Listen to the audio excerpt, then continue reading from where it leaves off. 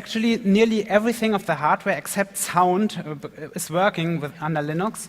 Sound because nobody was interested in writing a sound driver.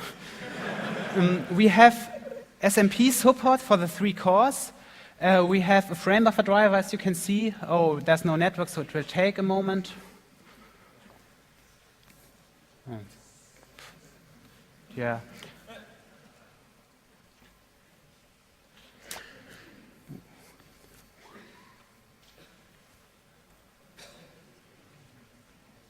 And we...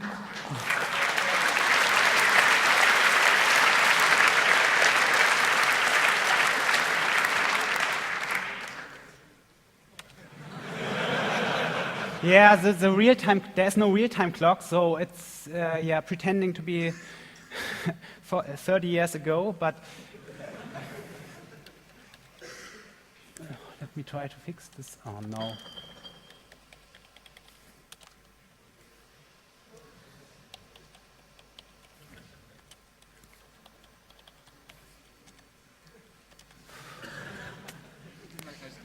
Oh, the numpad was disabled, okay.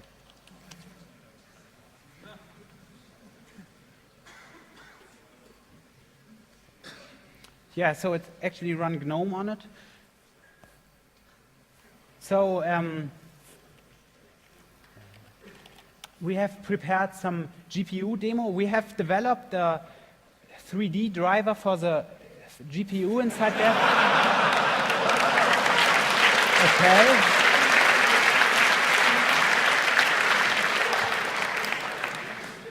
Nice to know. So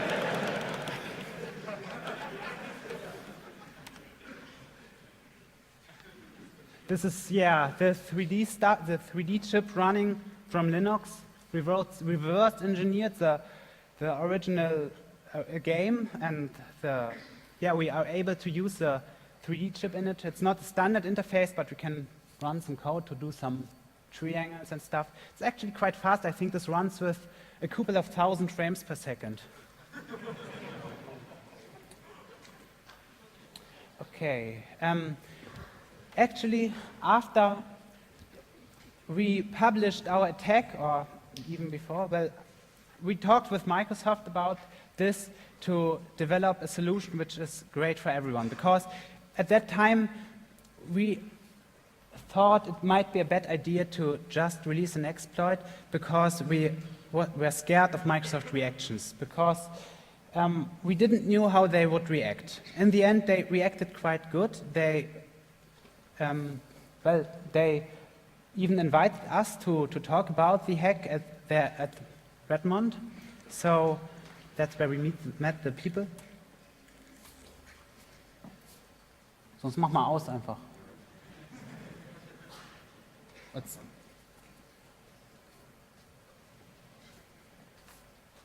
It's a journaling file system, so no worry.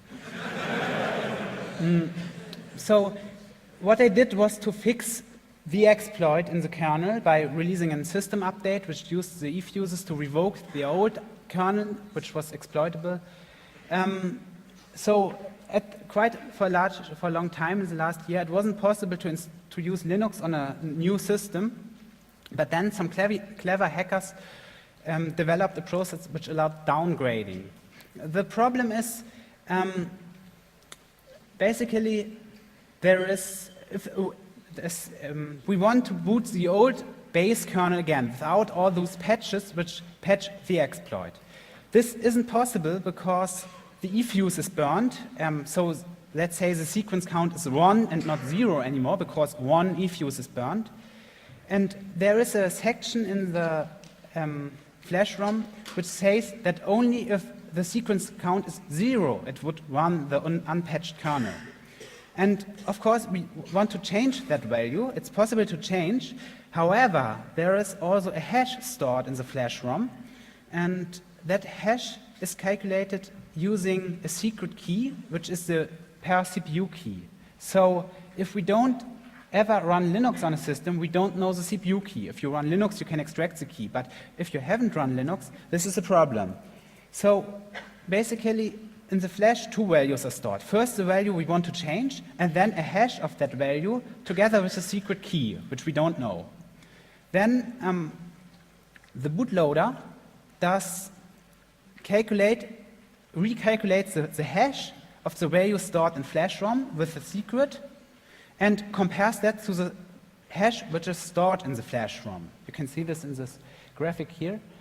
And if they don't compare, then it will panic and halt the system. So the conclusion is we cannot change the PD stuff, the green underlined stuff, without also recalculating the hash. And we can't recalculate the hash because we don't have the unique key for that box yet.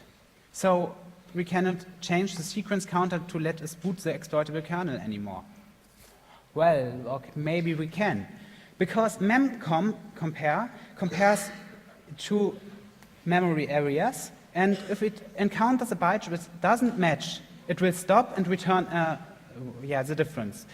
Now, there's a timing attack possible, because that memcompare doesn't run over all bytes if a byte is different. So if we measure the time the memcompare takes, and this is possible if we look at some data bus, then we can change the flash and look if the memcompare took longer or shorter. So what we do is to iterate through all the bytes and comparing the time which the memcompare took. There's an example at the bottom, and you can see that once a byte matches the calculated hash, which we don't know, the memcompare takes a bit longer because it has to compare one more byte. So there's some small hardware developed which can measure this time very precise. So it's in the order of microseconds. So it's measurable with normal hardware. You just need an FPGA maybe with a counter, or maybe even work with a microcontroller if you're lucky. And then iterates through all the hash values until it finds that the memcompare took longer. Then we know the byte is correct, and we do the same with the next byte. And it takes about 1 hour or something, and then we know the hash which was calculated internally. So we can, now we don't need the CPU key anymore to calculate the hash. We just change the data we want, then run the timing attack, and then we know the hash 1 hour later. So that allows us to boot the base kernel again, which then allows us to upgrade to the exploitable kernel, and then we can run the King Kong exploit again, run Linux, extract the CPU key, and then we are happy. So this is what's currently possible.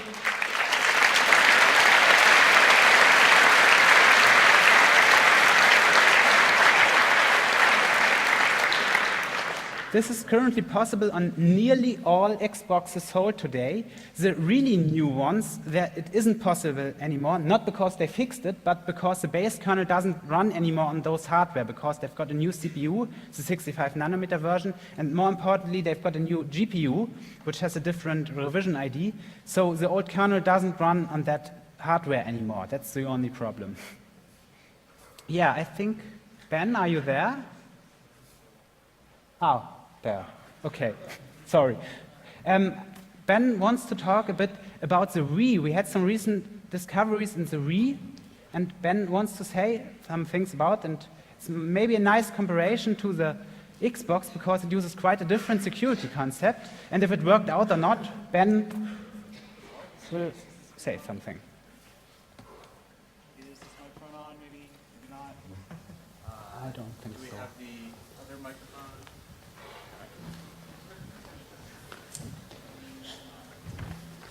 Hi there. All right, so I have been playing around, I and some friends have been playing around with this Wii here for a little bit, and they actually, it's a pretty neat, nice little system. It's a little bit smaller than the Xbox 360 there. It doesn't have nearly as nice a hardware. It uses, it's basically an improved GameCube. They made some smart decisions. They upped the processor by a little bit. They beefed up the graphics hardware. And mainly they just added some new devices like the Bluetooth controller, internal Wi-Fi that allows, you have the neat controller and some other stuff. So they did some things and they came up with some nice ideas for ways to make better games. And I think it's to their credit that it's still very hard to buy a new one of these. They're very hard to find in the store. So they seem to have done well enough even with a stripped down minimal hardware approach.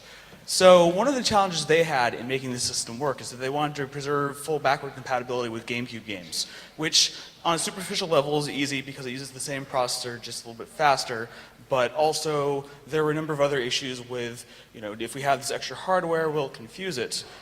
So their solution to this was sorry, to step back a little bit. The processor used in both the GameCube and in the Wii is a modified, or it's almost off-the-shelf IBM PowerPC processor. The one in the Wii is called the Broadway. And next to it has an ATI developer graphics chip, which they call the Hollywood. And that, it turned out, actually is a very interesting chip because it has what Nintendo refers to as an I/O processor bridge in it, but it's actually a full-fledged embedded ARM core that we've nicknamed the Starlet as part of Hollywood.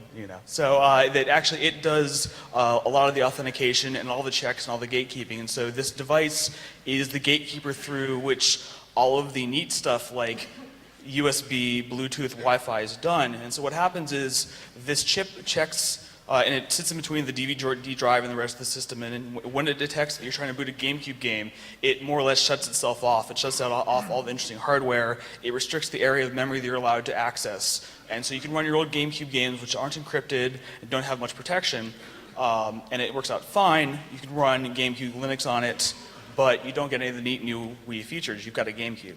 So one of the things that they didn't do is they don't have this whole encrypted memory scheme.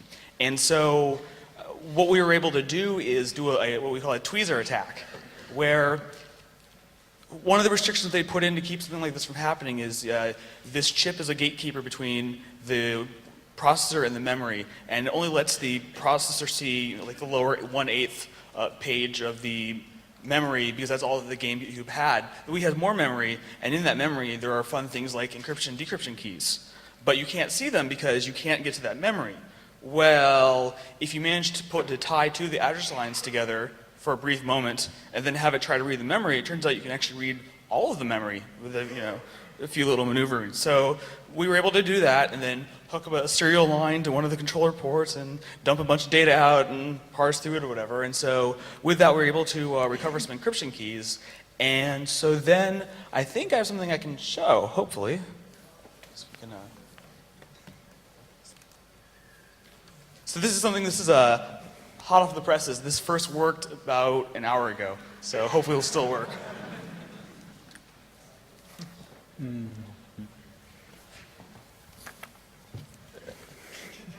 Thank you. This is harder than it looks, right? This is not really Lego Star Wars, but right now we're still basically patching other code we found. Someday we'll have a nice, Linux bootable DVD, but until that point, all I can show is that we do have code running. It is running in Wii mode, not GameCube mode, because we do actually have access to all the hardware. So this is something that certainly was not all me, but I'm the only one here to actually present about it.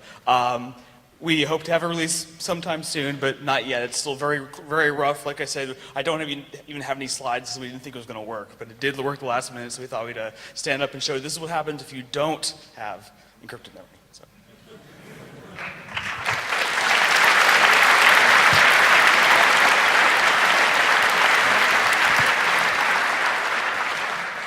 Yeah, thank you guys for watching us.